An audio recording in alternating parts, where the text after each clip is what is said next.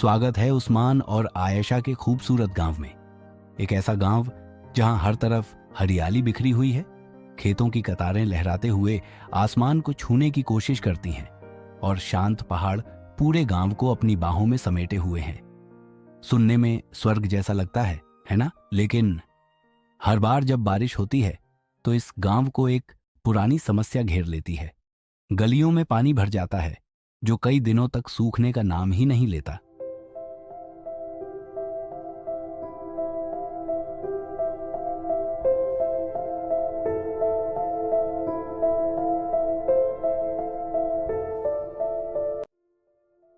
सोचिए, घर में कैद होकर रह जाना, बाहर कदम रखना मुश्किल हो जाना, बच्चे स्कूल नहीं जा पाते, किसान परेशान हो जाते क्योंकि खेतों तक पानी पहुंचने के बजाय सड़कों पर रुक जाता है, और कभी कभी तो ये पानी घरों के अंदर तक आ जाता है।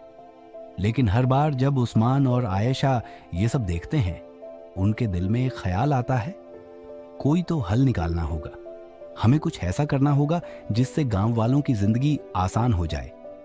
तो क्या हो सकता है वो हल? कैसे ये नन्हे होशियार बच्चे अपने प्यारे गांव की मदद करेंगे? तैयार रहिए, क्योंकि उनकी जबरदस्त सोच और जज्बे से भरी कहानी अभी बाकी है। क्योंकि जब दिल बड़ा और दिमाग तेज हो तो कोई भी समस्या बड़ी नहीं लगती। कहानी वहां से शुरू होती है जब बारिश के बाद गलियों में पानी कई दिनों तक जमा रहा। उस्मान ने आयशा की तरफ देखा और कहा, हमें गांव वालों के लिए कुछ करना होगा। ये पानी का मसला बढ़ता जा रहा है। आयशा ने भी इत्तेफाक किया। हाँ, हर बार बारिश के बाद सब परेशान हो जाते हैं।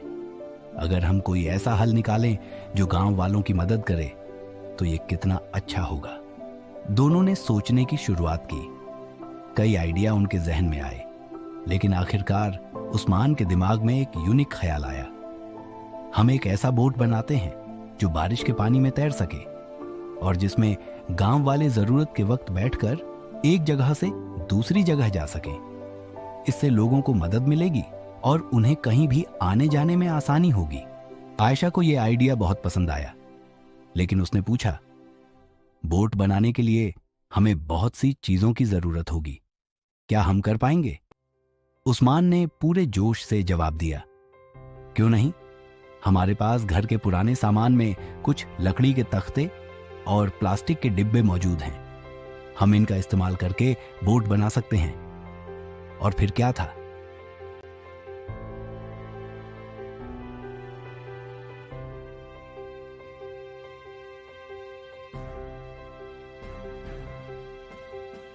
दोनों ने मिलकर काम शुरू कर दिया। उस्मान ने लकड़ी के तख्तों को काटकर बोट की शक्ल दी और आयशा ने प्लास्टिक के खाली डिब्बों को बोट की तह के नीचे लगाया ताकि बोट आसानी से पानी में तैर सके। कई दिनों की मेहनत और लगन के बाद आखिरकार उनकी मेहनत रंग लाई। एक छोटा लेकिन मजबूत बोट तैयार हो गया। अब देखना यह है कि यह बोट गांव वालों की कितनी मदद कर पाता है। चंद दिनों बाद जब फिर से बारिश हुई और गांव की गलियों में पानी भर गया, उस्मान और आयशा ने अपने बोट को बाहर निकाला। गांव वाले उन्हें हैरत से देख रहे थे।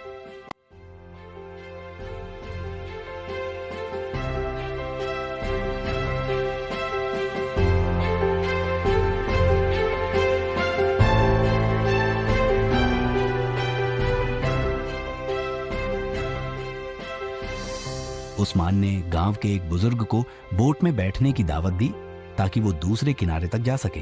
बुजुर्ग पहले तो थोड़ा हैरान हुए, लेकिन जैसे ही बोट पानी में तैरने लगी, उनके चेहरे पर मुस्कान आ गई। और सिर्फ बुजुर्ग ही क्यों, पूरे गांव के लोग खुशी से झूम उठे।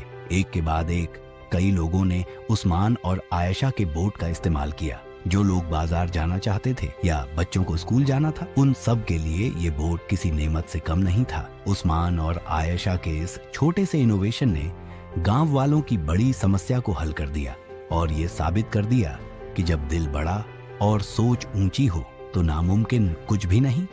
जब बारिश खत्म हुई और पानी सूख गया तो गांव के सारे लोग उस्मान और आयशा के घर पर जमा हो गए। हर कोई उनकी तारीफ कर रहा था। एक बुजुर्ग ने कहा, हमें फख्र है कि हमारे गांव के बच्चे इतने ज़हीन और हमदर्द हैं। तुम दोनों ने साबित कर दिया कि अगर नीयत साफ हो और दिल में कुछ अच्छा करने का जज्बा हो तो कोई भी मसला हल किया जा सकता है। उस्मान और आयशा के इस छोटे से कदम ने पूरे गांव को नई उम्मीद दी और दिखाया कि छोटी कोशिशें बड़े बदलाव ला सकती हैं। उस्मान और आयशा खुश थे कि उनकी मेहनत सफल हुई। आयशा ने मुस्कुराते हुए कहा, ये तो बस शुरुआत है। अगर हमने एक बोट बना लिया तो हम और भी चीजें बना सकते हैं जो गांव वालों के काम आ सके। उस्मान ने भी उत्साहित होकर जवाब दिया, हाँ, अगला प्लान कुछ ऐसा होगा जो बारिश के पानी को बेकार होने से बचाए और उसे फिर से इस्तेमाल करने लायक बना सके। इस कहानी का संदेश है कि अगर हम अपने आसपास के मसलों को समझें और उन्हें हल करने के लिए मेहनत करें तो कोई भी काम नामुमकिन नहीं रह जाता। उस्मान और आयशा की दोस्ती, मेहनत और हमदर्दी ने गांव को एक नया रास्ता दिखाया। अगर आपको उस्मान और आयशा की ये कहानी पसंद आई हो तो वीडियो को लाइक करें, चैनल को सब्सक्राइब करें